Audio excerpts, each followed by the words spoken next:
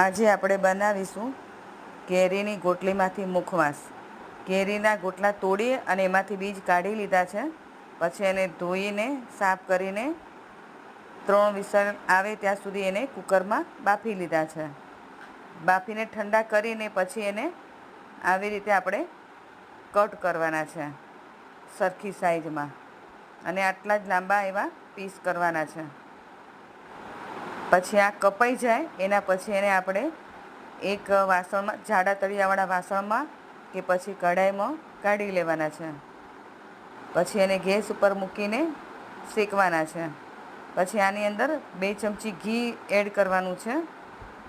2 ચમચી ઘી એડ કરીને 5 મિનિટ એને શેકી લેવાનું છે. 5 મિનિટ શેકાઈ જાય એના પછી આપણે એમાં સંચર એડ કરવાનું છે.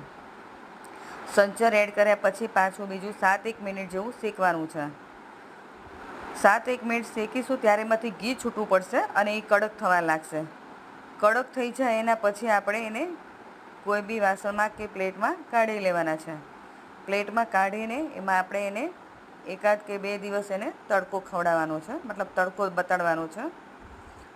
તૈયાર છે આપણો મુખવાસ.